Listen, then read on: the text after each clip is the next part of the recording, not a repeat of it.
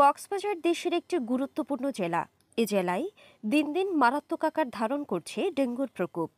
প্রতিদিনই ডেঙ্গুর বিভিন্ন উপসর্গ নিয়ে জেলা সদর হাসপাতাল সহ বিভিন্ন বেসরকারি হাসপাতালে ভর্তি হচ্ছে শতাধিক রোগী। মূলত জ্বর, মাথা ও পেট ব্যথা, বমি ইত্যাদি উপসর্গ নিয়ে ভর্তি হচ্ছেন তারা। দুই দিন ধরে হালকা জ্বর হচ্ছে, তারপর হসপিটালে আসছি, তারপর ডেঙ্গু ধরা পড়ছে। বমি করি আর পাতলা থাকে না, পুরো শরীর ব্যথা হয়ে যায়, যার কারণে আবার হাসপাতালে ভর্তি হয়েছি।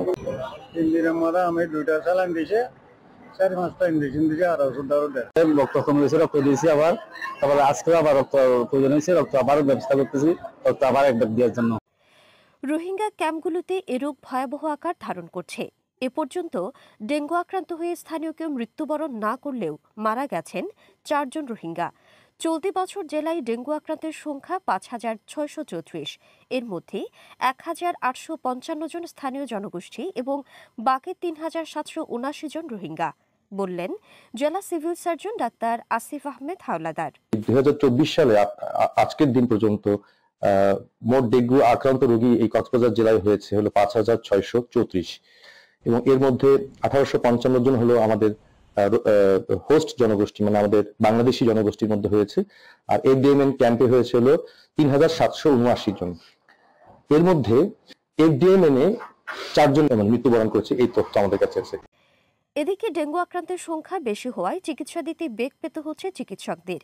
জেলা সদর হাসপাতালের বেডে জায়গা না থাকায় অনেককেই মেঝেতেই দিতে হচ্ছে এ রোগের চিকিৎসা, জানালেন জেলা সদর হাসপাতালের আবাসিক medical officer doctor Mohammad Ashikur Rahman. যেহেতু এখন ডেঙ্গু সিজন চলছে, তো সেক্ষেত্রে ডেঙ্গুর মশার যে উৎপত্তিস্থল সেটা যদি আমরা ধ্বংস করতে পারি তাহলে আমরা সংক্রমণটা কমাতে পারবো, এবং ডেঙ্গু আক্রান্ত যদি কমাতে পারে তাহলে আমরা হসপিটালে ভর্তির হারটাও কমাতে পারবো, এবং অতিরিক্ত বাড়তি চাপ যেটা হাসপাতালের প্রতি সেটাও আমরা কমাতে পারবো বলে বিশ্বাস করি। অপরদিকে ডেঙ্গুর সংকট মোকাবেলায় জনগণের মাঝে সচেতনতা তৈরি, লিফলেট বিতরণ, নালা নর্দমায় মশক নিধন, ওষুধ ছিটানো, পরিচ্ছন্নতা অভিযান সহ নানা রকম কার্যক্রম গ্রহণ করা হয়েছে বলে জানিয়েছেন পৌরসভা। এছাড়া মশাবাহিত এ রোগের লক্ষণ দেখা দিলে আতঙ্কিত না হয়ে দ্রুত নিকটস্থ হাসপাতালে চিকিৎসা নেওয়ার পরামর্শ চিকিৎসকদের। রুবিনা পারভিন, বাংলাদেশ বেতার, কক্সবাজার।